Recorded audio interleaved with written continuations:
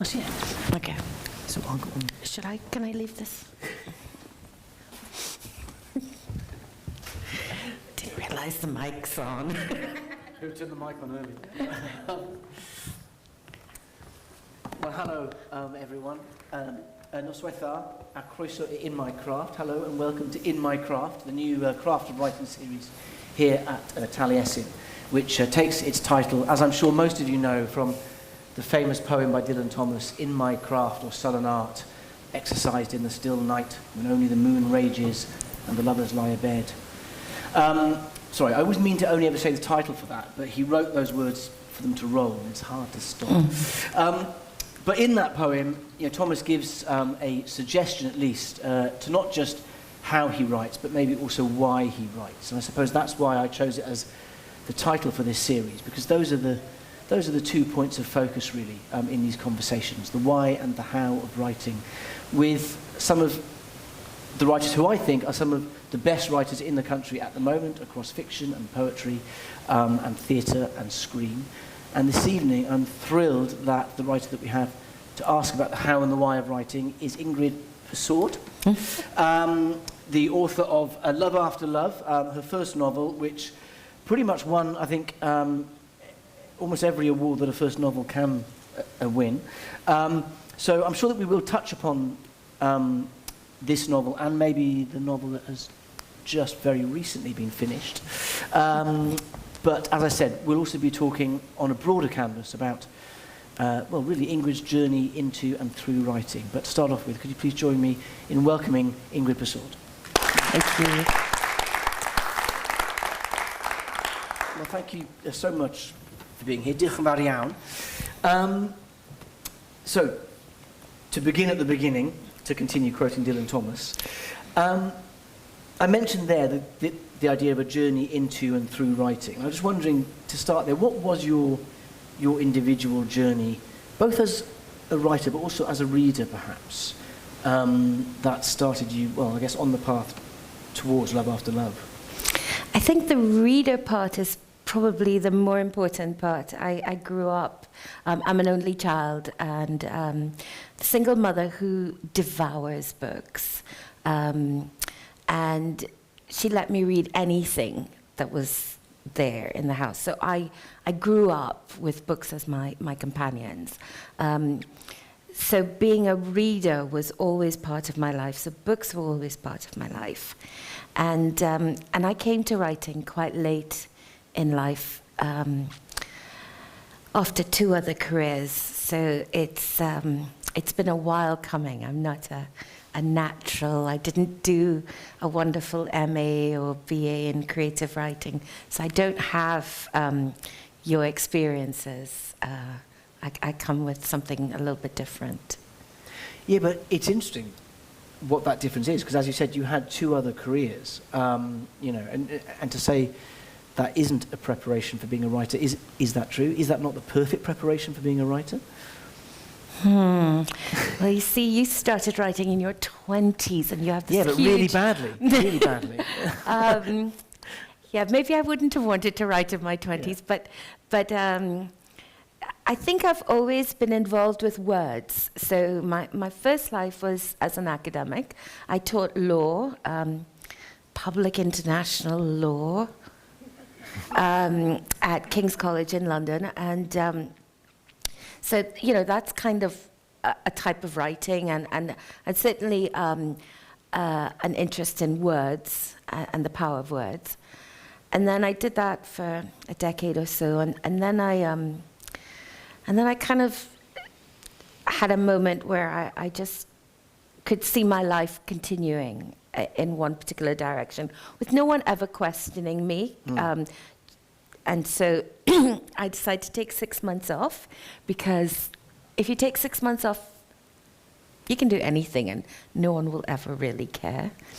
And so I took 6 months off to kind of find myself. And I opened the newspaper, and there was an advert for a fine art foundation course at the Slade. And I applied, and I rocked up for the interview, both hands swinging. And they said, where's your portfolio? And I said, don't have one, but I'm terribly enthusiastic. And they said, anyway, eventually one of them said in the interview, she said, well, you haven't learned any bad habits yet, so I suppose we could teach you. And so they took me on, and it was one of those baptisms by fire, because the first 2 weeks were 8 hours of life drawing every day, and the only thing I'd ever done with a pencil is underline, cross off, write marginalia. So, and there were all these very learned students doing things like this, and and anyway, so I cried every lunchtime into my sandwich, literally. I'd find a little place on campus and cry. And I'd contracted myself to show up one more day, just one more day, because I'd paid the exorbitant fee up in advance. And so I was like, if I leave today, this is one day that cost me £3,000. And if I stay 2 days, well, the day cost me £1,500. And so I kept contracting, and I did the course. And at the end of the course, we had an exhibition. It was all great, and I found myself saying I'd like to do a degree in fine art. And so I went from quite a senior position in the law faculty to being an undergrad. And when I tried to use the library on the first day, they wouldn't let me because they said I hadn't done a library induction course yet. And I had to learn about the Dewey Decimal System, of how the books were catalogued. So I went right down the food chain, and I did a degree in fine art at Goldsmiths. And then I was having such a good time that I went and did a master's in fine art at Central St. Martin's. And by this time, I only wore black, and I smoked weed, and I hung around galleries and thought I was just the coolest thing ever. And in between there, I'd had twins, twin boys. And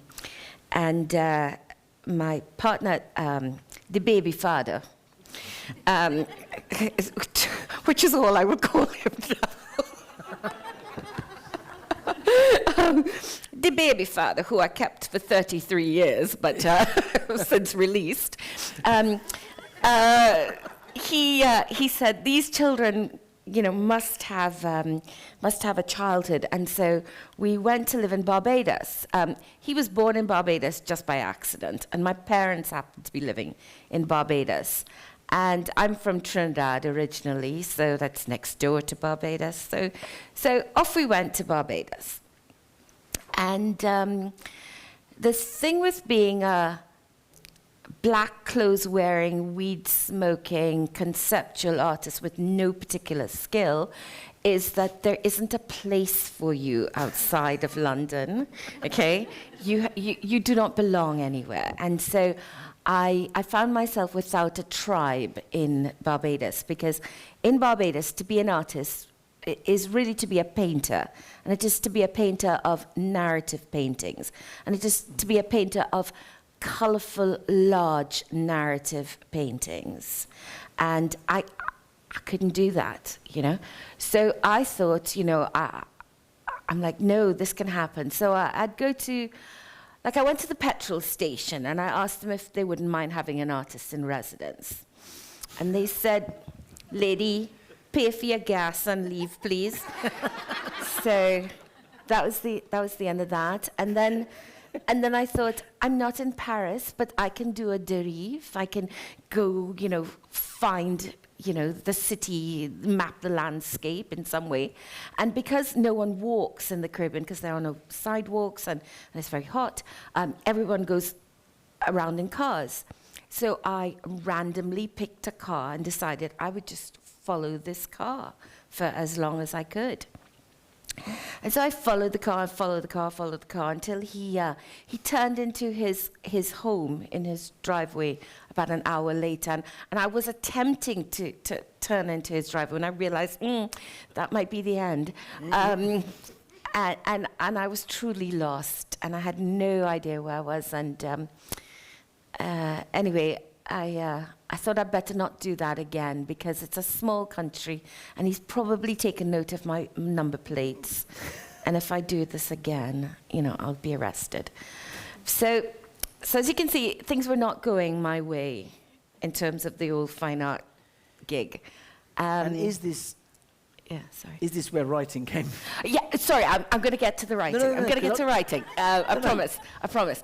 I don't want to rush you there at all. But No, we're I'm right there. fascinated to know if all the way through this period, who are the writers that are fueling you, or did the whole concept of writing just come out of the blue? No, because in my fine art, I used a lot of language as well, and I was very much into the language as an art practice, and I don't know if you remember, there was a sniper who was sort of terrorizing Washington in mid-2000s.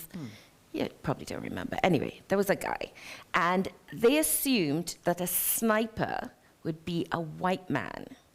And they said, so when the police were interviewed, they said, we're looking for a white man in a white van. And it turned out to be a black man in a blue car. And so I did 2 ticker tapes, and I just kept changing the white, the blue, the black, around and around. So, it could end up being, we're looking for a blue man in a white van, or a black man in a whatever. Anyway, so that's the kind of thing. So I was playing with language. Excuse me, I don't have COVID, huh? This is just the end of something. So, so language was fueling. I wasn't reading anyone in particular. I just read everything that was kind of popular literary fiction, probably. And then the baby father, remember him, he said, I said, you've taken me from London, I have nothing to do here. And he said, well, why don't you write? And I thought, fuck you. I mean, really? Because I could write anywhere, blah, blah, blah. So anyway, I decided I would write a blog called Notes from a Small Rock, and I gave myself the task of writing 900 words to be published at 10 a.m. on a Friday. I need structure, I need deadlines, or I take forever, I'd never do anything. And that meant that I had to find something to write about. And it meant I got to know Barbados. So I'd follow leads and see where they took me. So in the classifieds are the best. So there was this woman who advertised that she was interested in finding a job either as a nanny or running a bread van. I was like, I need to know what goes on in your head that you think that those are interchangeable skills, So, I'd kind of find people, or there was another time I read in an article that some particular village said that they had the best salted fish. And so I went to the village asking where was the salted fish. And it was a joke, and I didn't realize, but I discovered another bit of the island that, I really subsequently kind of fell in love with. So that's the blog. So the training was 3 years of every week producing this, and I mean every week, Christmas, Easter, I just always did that. And then that was kind of wearing on me, because the island is 14 by 21 miles, right? So there's just so much you can discover. And so the baby father, noticing I was getting angsty again, said, you write well, why don't you write a novel? I said, well, fuck you, right? So anyway, so he gets the last laugh, of course, because Love After Love is the novel, and it's dedicated to him. And so that's how I kind of got here. And so I'm intrigued, from those blog posts, was it straight onto the novel, or was it, because I'm aware that you you won the BBC Short Story Award. So was that the first kind of slip into fiction from those 900-word, factual pieces of writing? Did that make the slip to sort of a short story feel sort of quite natural? Or Well, they weren't very factual because I had to make up half of the stuff. You know, I'd kind of go out and people give me snippets, and I'd have to create a story. So I think I was learning. I was definitely learning my craft then, and what. People ask about how you break into writing, and the truth is, I won the literary lottery. There's just no other way of putting it. And let me explain. I wrote one short story. It's called The Sweet Sop. And I wrote it because I went to a literary festival, and the winners of the Commonwealth Short Story Prize all read their works, and I just thought, that'd be one of my columns. So I was like, I can do one of those. So arrogance and not knowing, that kind of combination. And so I wrote The Sweet Sop, and The Sweet Sop won the Commonwealth Short Story Prize. That's $5,000.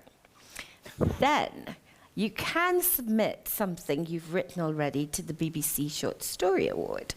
And the baby father knew I was working on the novel and had said in no uncertain terms I was not to write another short story. So I thought, I'm not defying any rules. I'll just slip the same one in to the BBC.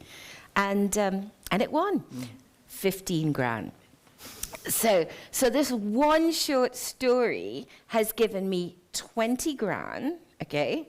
And it has also catapulted me from 0 to 100. So I go from nothing, writing my little column, notes from a small rock, bothering people in small villages, to this kind of queue of agents after I won, literally as I won the BBC Short Story Award, I was whizzed off to the side, and people started like, you don't have an agent? Come and see me, come and see me, come and see me. And that's how I got in. We shared the same agent, Zoe Waldy, who's amazing. And that is, as you say, that is very much winning the literary lottery. That is not the normal route of any short story. But in a way, it's a real blessing and a curse, isn't it, as well? Because as you said, you haven't written those 15, 20 short stories, you haven't sort of cut your teeth on some previous manuscripts, and then you have people queuing up saying, where's the novel? That's a pretty daunting place to be as well. It obviously turned out well, thanks to the baby father. No, but in terms of Love After Love, which it's interesting how you said earlier that, large, colourful narrative paintings, because that actually made me think of this story, an extraordinary sort of narrative painting of Trinidad, and a portrait of sort of multifaceted varieties of love between a woman, her lodger, and her son. But I suppose the question is, why this story? You've got this empty canvas. I was walking on the Gower earlier, and I was reminded how the poet Vernon Watkins said how his poems always began with a sound, with the ear, whereas Dylan Thomas's poems always started with an idea. And I was just wondering, what was the genesis of this book? Why this story? You're never writing, I think, the book that you think you're going to write, or the poem you think you're setting out to do. So I wrote what I thought was a self-contained short story that makes it, from which everything in the book moved back and forth. So for a long time, it was the first chapter, and it's subsequently buried 3/4 of the way down into the novel. So it doesn't occupy the central place that it had in my mind, but that was the genesis of it. So a random chapter that, if you haven't read it yet, but it's where a young man goes to a sex worker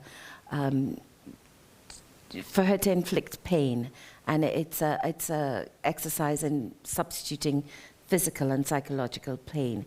And I really wanted to investigate how he arrived at that moment in his life.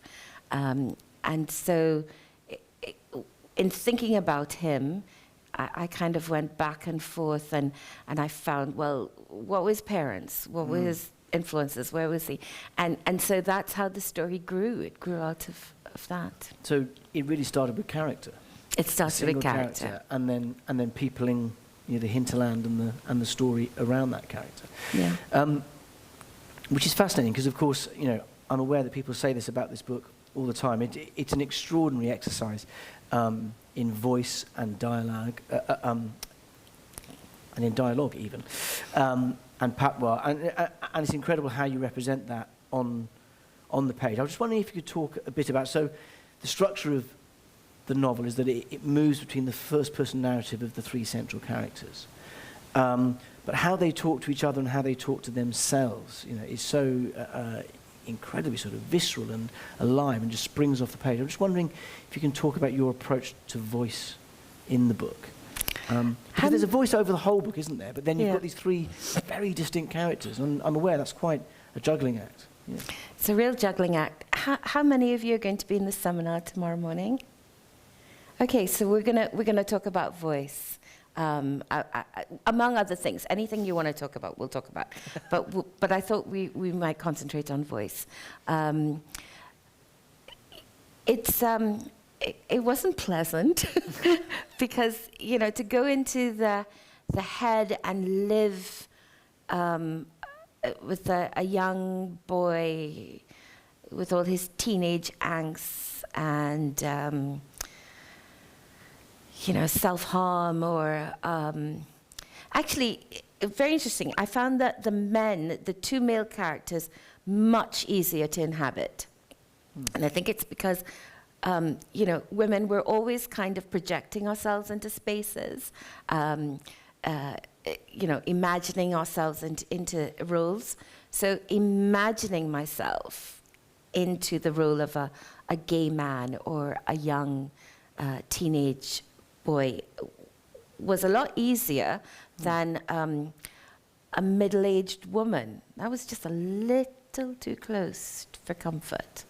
So I found that was the most difficult voice to write.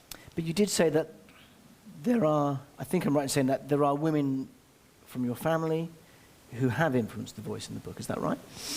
I think the cadence of the dialogue, often I'm hearing my aunts and my grandmas and friends. I'm definitely hearing them. They're sitting on my shoulder, and I was writing in Barbados and in London, and sometimes I would just have to go to YouTube or something to listen to Trini voices, just to fill my head with it. When I did the audiobook, they asked me if I'd like to warm up beforehand. And I think they meant voice exercises. And I put on some soca music, like you heard earlier.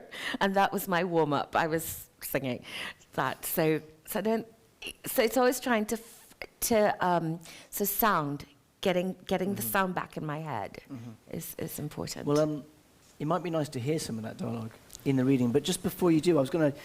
Now, this is a very, very geeky question about your choice of how to represent dialogue on the page, because that's pretty unique. I don't think I've seen it done in that way before. I just got fed up of he said, she said, blah, blah, blah. I'm like, that's always just interrupting. So if I'm going to use he said, she said, it must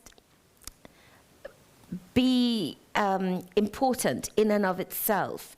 And for example, I just read The Trees by Percival Everett, and he said and she said actually is important, and it's not extraneous to the text.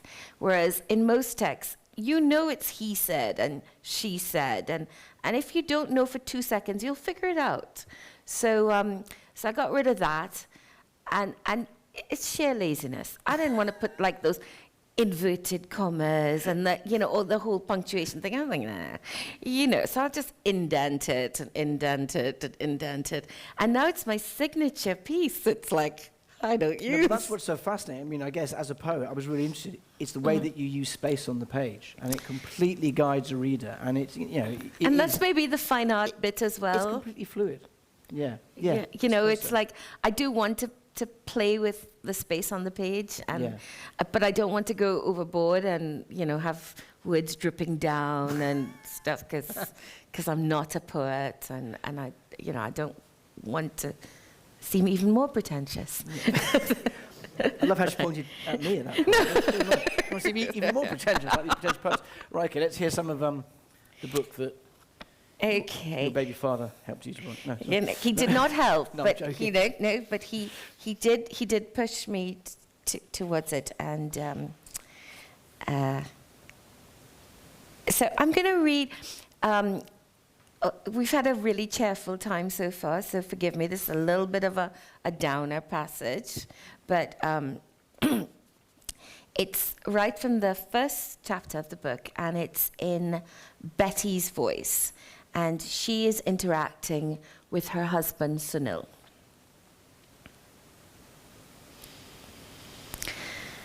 In tutus, I dished out the stew chicken, vegetable rice, and green salad. Sunil used the fork like it was a shovel. When he's like this, anything can become an argument, and any argument can become a fight. Like salt cheap, but I hardly put salt in the food. He rocked back in his chair. If looks could kill. You telling me you cooked this chicken and didn't put one set of salt in the pot? Silence. So what I tasting? Something must be wrong with my mouth. How I tasting salt so? You know my pressure high and you giving me salt? Like you want to kill me? Eh? I was careless. I'd left the rolling pin on the drain board, easy reach of Sunil's chair. That rolling pin might have hit the wall or the bed or the chair, but it found me. Doctor said the ulna and the radius snapped in two. My arm was in a cast when we buried Sunil a week later. At the funeral, I told people it's no big deal. I must stop being so careless with ladders. But I took half and left half. People used to look at me and Sunil and say, Betty girl, you're real lucky. In my head, I wanted to ask if they making joke. Lucky? That man only gave love you could feel. He cuff you down? Honeymoon. He give you a black eye? True love in your tail. He break your hand? A love letter. He put you in hospital for a week? Love will stay the course. He take a knife and stab your leg? Until death do us part. I told you it was a bit of a downer. No, but it's a great passage to read, because all the way through the book, it's a very funny book. It's an absolute joy to spend time in the environments that you create. But it's a book that travels into very, very dark places. I'm just wondering, that kind of calibration, which is so, which is so well weighted all the way through, is that the result of multiple drafting? I mean, what's your drafting process when you were writing a novel, having moved from a one short story to this?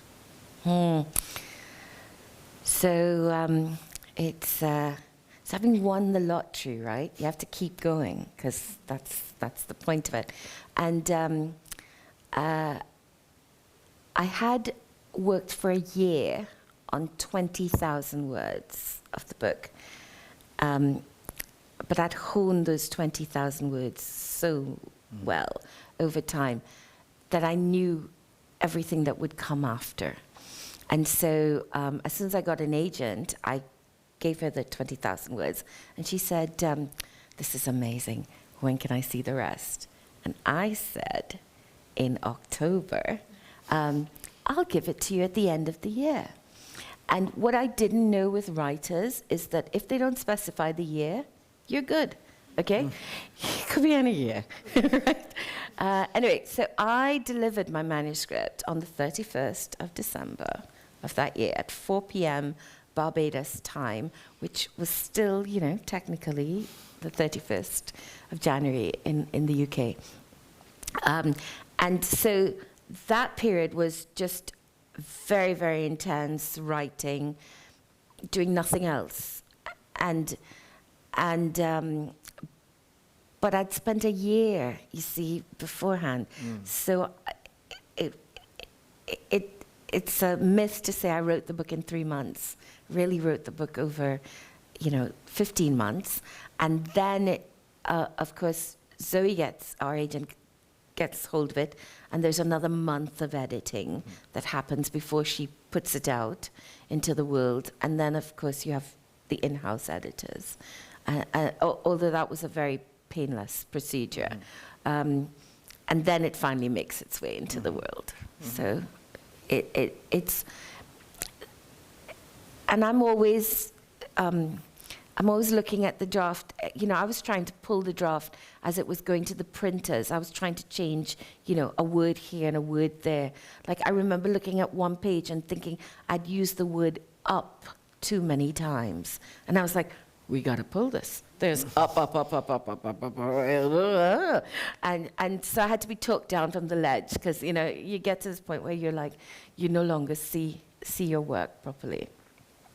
I should say that you'll have a chance to ask Ingrid questions as well. I'm just going to ask a couple more, and then we'll open up to the floor. So from that process of the first novel, I think I can say that literally 2 days ago, you've just finished the manuscript of your next. Is that right? So you've been immersed in that deeply immersive space. I just wondered, how different was that process or your practice compared to the first novel? Has there been a shift between the two? Or did it feel like, sort of going back to comfortable ground and like, oh yeah, I can do this now? No, it didn't feel like comfortable ground. And the discoveries, I've made are not particularly welcome ones. So, for example, I found that I can only work at a frenzied pace. So I can't do that whole life balance, do a bit of yoga, a bit of jogging, clear my chakras, nothing. I'm just like pajamas, cereal, computer. And that's how I write. I really wish it were different because it means I'm not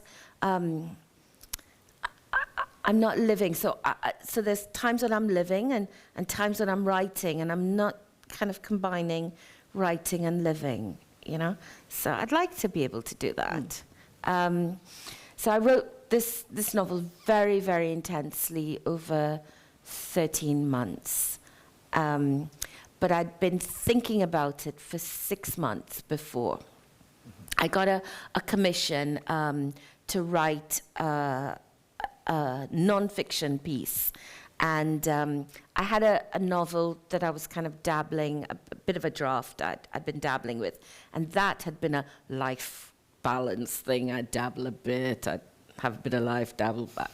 And that was, just on the boiler. And then I got this commission to do a non-fiction piece. And I did it on it's called The Vagabond Raja. And it's a guy called Boise Singh who was a pirate, a serial killer, a preacher, a gang leader, a gambling king. He was like our Al Capone, Trinidad's Al Capone in the 1940s. And so in doing the research to do that piece, I started thinking about other aspects of his life and other people in his life. And suddenly the novel I was working on didn't seem as relevant. And I just started, I had an idea, and I just kind of, 13 months later.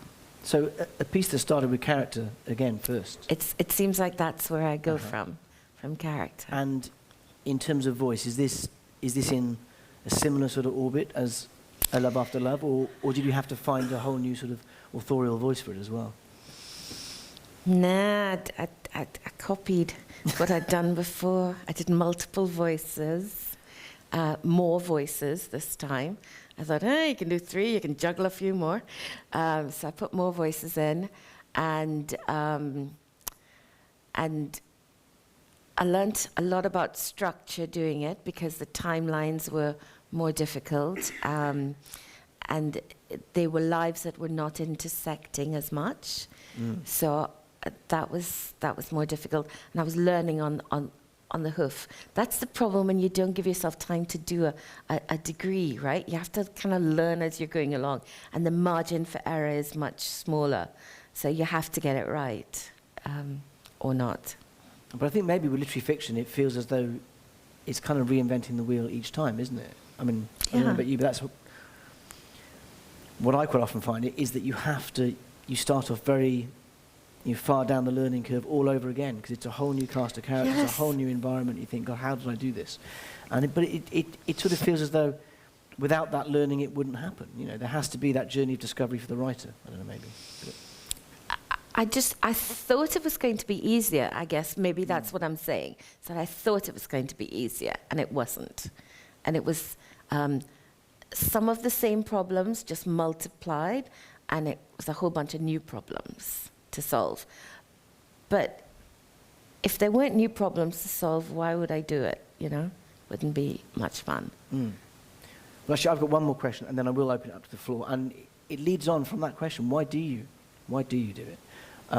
We were talking about the George Saunders book earlier, where he examines 4 short stories by Russian writers, and he says that he was always drawn to the Russian writers because they felt as though fiction wasn't just for decoration; it was a vital kind of moral ethic tool. And where do you sit on that spectrum between decoration and vital moral ethic tool? So I think that that stance that taken by Russian writers is a difficult one to hold to now. For me, it's the only way I process the world anymore. I don't know of any other way to process the world other than through the writing. It's the only thing that feels, I hate this word, authentic. Okay, so we'll try and find another word for it. But a way that feels right, that feels somehow that my mind and my body are one. And I just don't know any other way. And it's taken me long enough to find it, right? But I finally found this is kind of my way of living and being. So I don't actually have a choice about it. This is just how I am now. Just how it has to be. Any questions from the audience at this stage? Thanks. The reading was fascinating and really, really entertaining as well as being rather dark, as you said. But I'm just wondering, technically, you said that you hear the voices in your head. You're mad. That's what we all do. You hear the voices in your head, and you want to replicate them honestly on the page. And when you were reading it, they were very, I have to use authentically, don't I? Presented. But how do you avoid the kind of literary equivalent of Dick Van Dyke copy? How do you assure that your written articulation of Trinidadian patois will be received into my eyes and brain and heard in the same way as you heard it when you heard the voices? That's a really interesting question and very complex, so I'll try and break it down.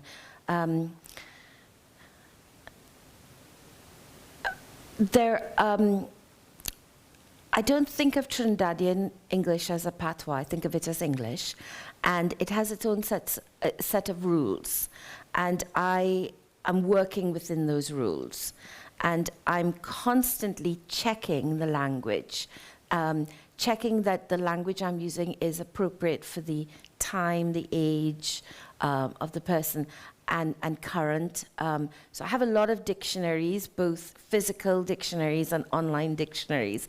And when I'm not sure, I'm calling someone up and checking. So my friends are, are always being bothered. Can I say it like this, or does the word really go before this, or does it go here? It can turn on something very specific like that. So I am working quite hard to get it right so that it can be received. And I'm also making compromises. And I think you have to decide who your audience is. And since I have decided to write for an international audience rather than a specifically Trinidadian audience, I'm making compromises all the time in terms of the spelling of words, in terms of the syntax. So, for example, we say a lot of, this is a something. So, this is a book. And is a, I-Z-E, is kind of what it is. It is. So, I have to work out something that is a compromise between is a and it is. And I'll make that compromise depending on who's speaking and where it is. So there's a lot of, thought that goes into every line of it. The last thing that you said made me think about something else, and now it's gone out of my head. But yes, it's.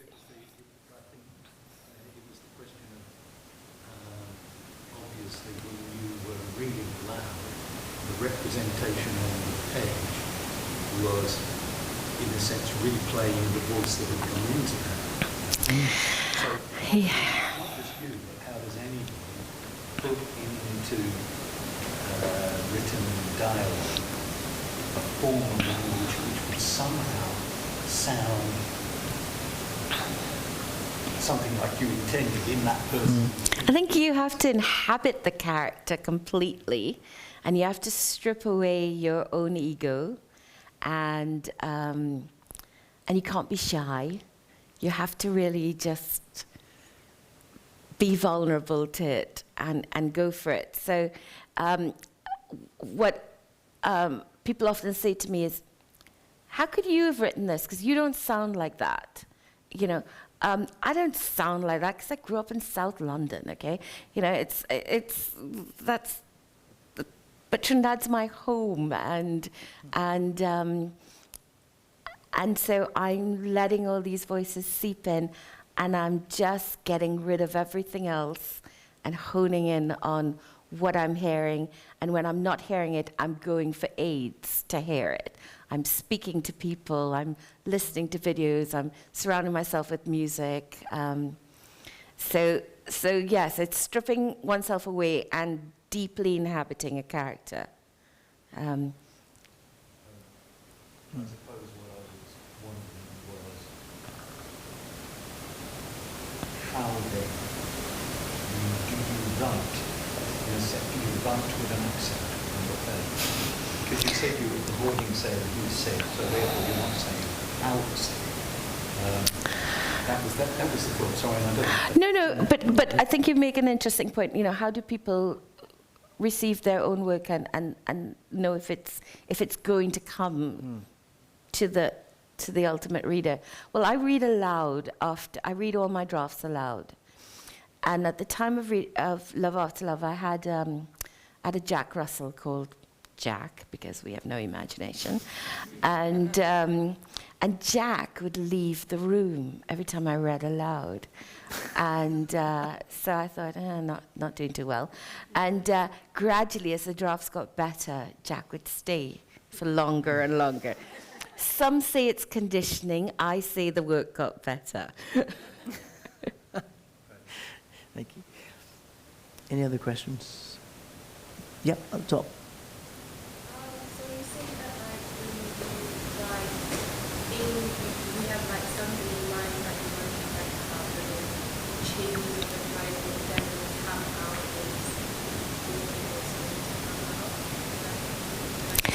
So what I meant by that is that I thought I was going to write a story about a young man called Solo, and it was going to be his story, and it was concentrated something around his sexuality, his coming of age, something, I wasn't sure, but that was what I thought was going to come of it. In the end, he's one of 3 characters, and I think it's hard to read the book and think that the book started with him. I think people might choose other characters as ones from who, as the sort of genesis of the book. So that's what I meant by not necessarily writing the book that you think you're going to be writing. And with the manuscript that I've just finished, I started with this, larger-than-life character called Boise Singh, and I thought I was going to write Boise Singh's story because it's just a fascinating story in and of itself. But actually, the manuscript I've produced uses him, but it's not his story alone at all. So you never know what will happen when you give yourself over, when you've got past the point of being comfortable with the material. You don't know what will come. That's an interesting point, that sort of point of discomfort, you mean? When the material that you're writing sort of starts pushing back and asking questions. Absolutely. Yeah, which is a fascinating space to be. That's interesting that you should say that, it started off as solo stories. So I'm aware that we haven't explained much about the novel, hopefully because you're going to go away and buy it and read it. But there's Solo, and then there's his mother, Betty, and then their lodger, Mr. Chitan. Is that right? Whose story do you think it is? Because, as I said, because these are first-person narratives, every time a character takes it, they take hold of the story so wholly, so sort of completely. But I'd be interested to know who you think whose story it is. I don't know. You don't know either? No, I don't know either, because to me they all have such a compelling story. And as you said, when you're in their voice, they kind of hold you. Yeah. So I only know how much trouble they gave me. I don't know. I don't know who. And I certainly don't want to hold on to any of them. Really? You're very less... Yeah, there's people say, oh, are you going to write a sequel? No, never. No. I'm sick of these people in my head. Any other questions? Yeah. We lived in the Caribbean for a while, many, many years ago.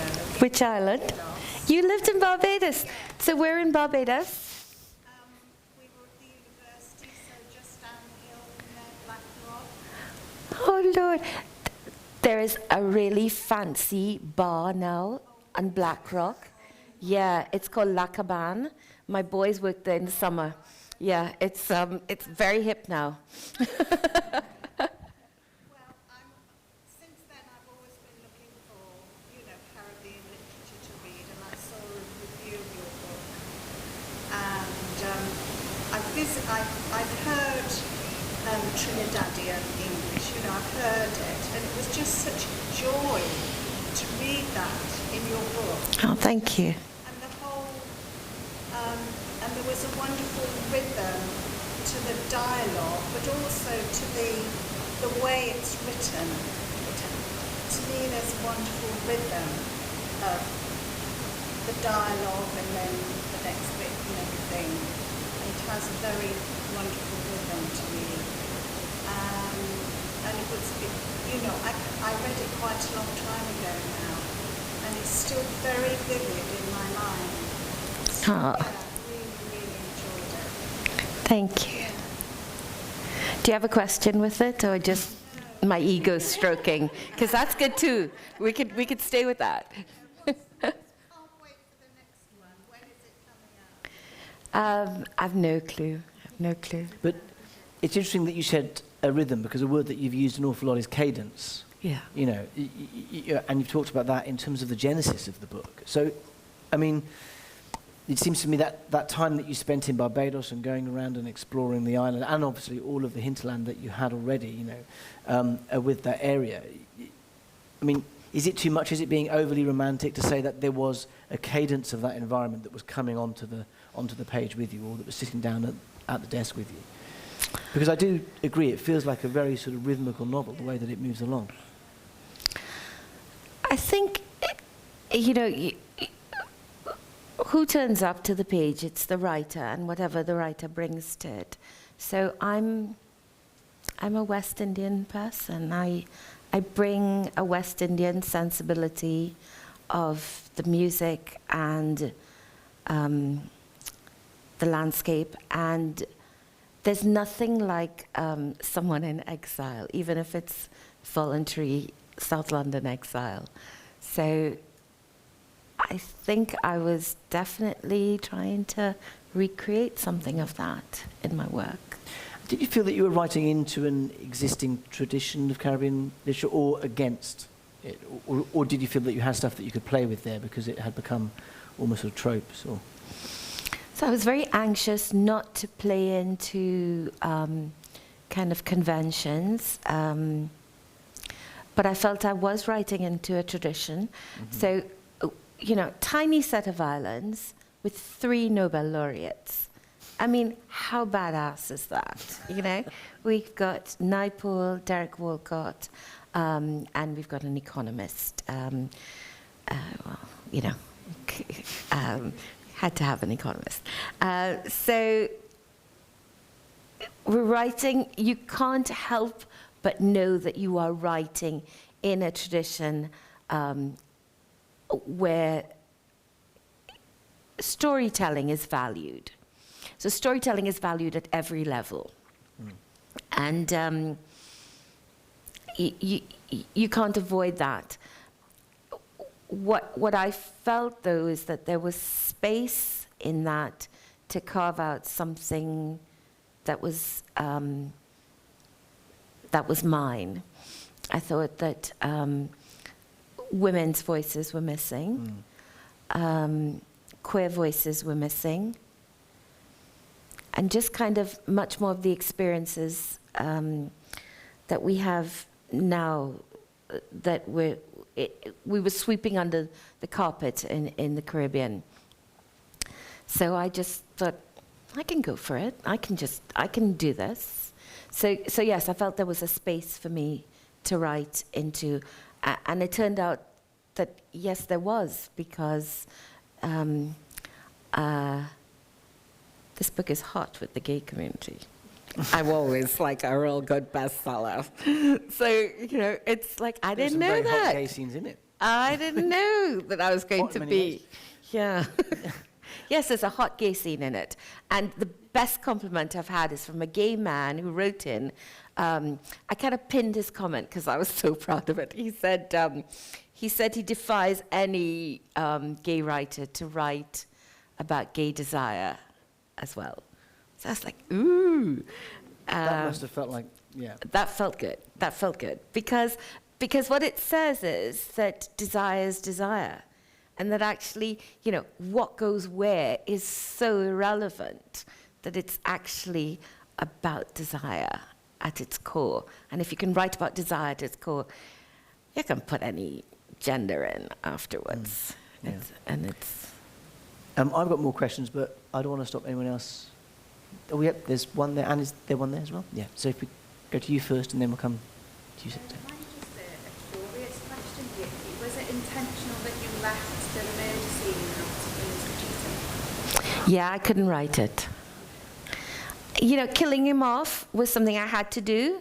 Sorry, that was such a big spoiler. I am sorry. I am so sorry. There are all sorts of other reasons to read the novel other than just the plot. Anyway, sorry, go on. Yeah. Ooh, sorry. No, but that is fascinating. No, but it is a really good question, because the novel makes really interesting sort of leaps temporally anyway, and I was going to ask about that, how you use time in the novel. And then when I got to that point, it almost felt like, I'm sorry, I'm sort of slightly hijacking your question here, but it felt as though, oh, that's why you've been doing that, so we can have a leapfrog over that moment. But now I'll let you answer it. So, time, do you ever get to prepare for a horrible event in your life? No. Things just happen. You get hijacked by events often. That's what trauma is, being hijacked. And so I felt that the reader and the writer had to be hijacked by the event. So that's the time period. But I could have written more of the detail, and I couldn't. I walked around for days eating ice cream thinking, I gotta kill off Mr. Chayton. I gotta do it, I gotta do it. And every day I'd say, I'll do it today, I'll do it today, I'll do it today. And I didn't, and I didn't, and I didn't. And finally, when I sat down, I said, today's the day. I realized I couldn't. And it was the aftermath that I could deal with. So I went to the aftermath. So that is my lack, is what you're finding on the page.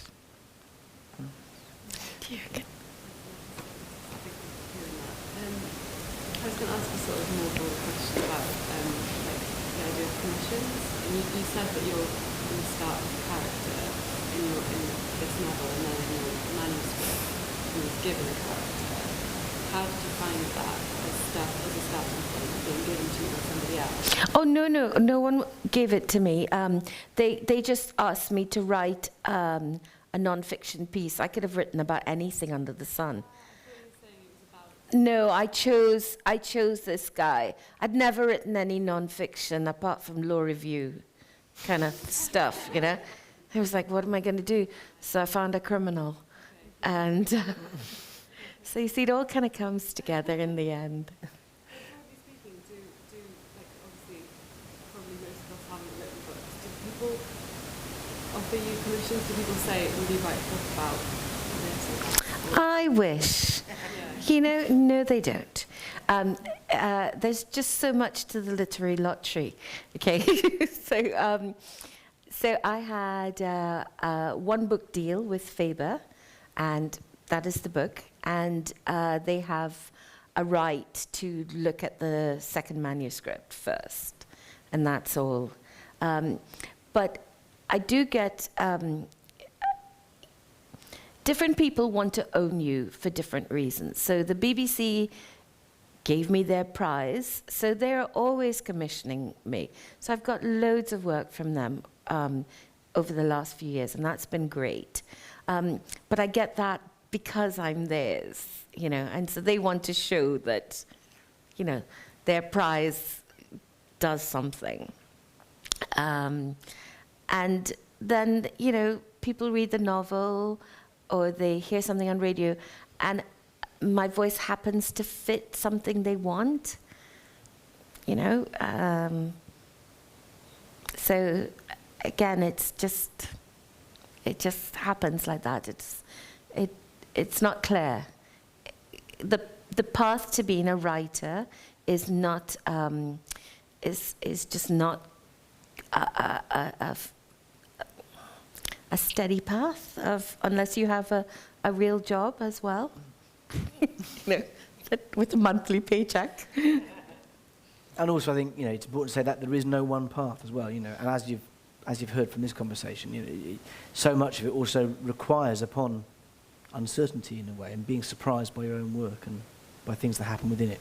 And I suppose in terms of commissions, because I'm not sure if you were also asking if a commission comes from a different place, is it a different way of writing? Yeah, I mean, I don't know about you, but I find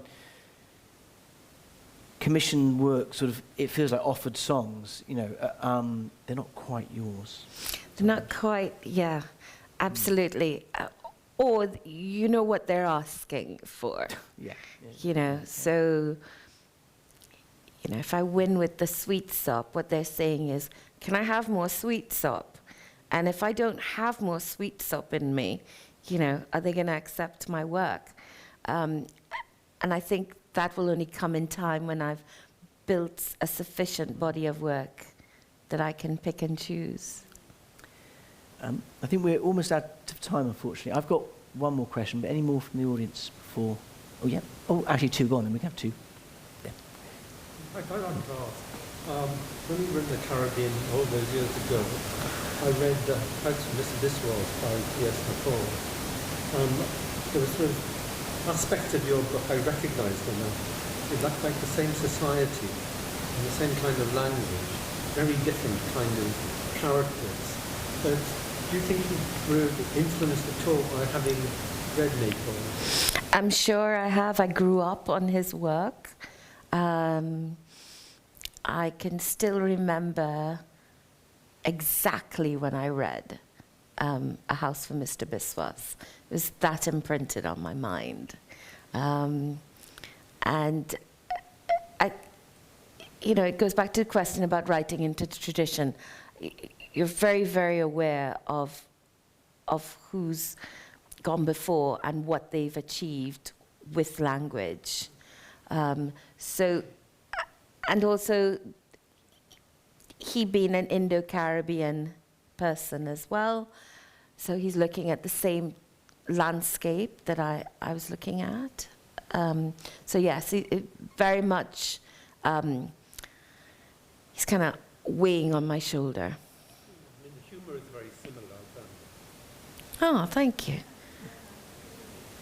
I'm a nicer person, though. I was interested to know if you could say anything more about the relationship between fine art and writing and the interconnectedness. I wish there was something that I could say that would be meaningful, that a path that flowed between them. I was searching for something when I went into fine art. I was searching for a way of expressing my creativity. And it wasn't enough. And it wasn't enough because it wasn't engaging. I thought that if I engaged my hands, that somehow my hands would connect to my heart, which would connect to my brain. And occasionally that connection happened, but I actually thought it was in the making that I would find the language. And it turned out that it wasn't in the physical making of objects, but it was in the thinking about the making. So I was often satisfied, completely satisfied with a piece of work by working out the concept and writing about the concept, and then having the work manufactured somewhere else. And that would be fine for me. So I felt that something was missing with it. And I kept coming back to language. Clearly, I wasn't a very good fine art person because I couldn't say what I wanted to say without language.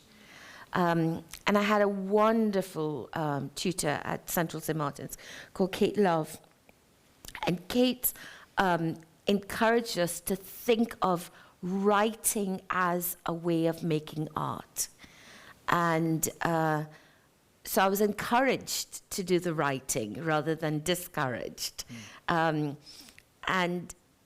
I think it's really thinking about making a language as making art that led into the writing. And I still sort of do think of the writing in that way. So I think of the text really as a painting or a sculpture. So it isn't complete by being here. It's only complete when you interact with it. So it's about you touching the text and the text touching you back, and the movement and that vibration between, that's where the art is happening. So that's kind of where the fine art practice is still part of my kind of everyday. Yeah. Oh, yeah. So I think... Just picking up on that, I'm fascinated by what you said there, because here at Swansea, in teaching creative writing, we very much use visual art as a prompt and a guide and a help to people who begin to write professionally.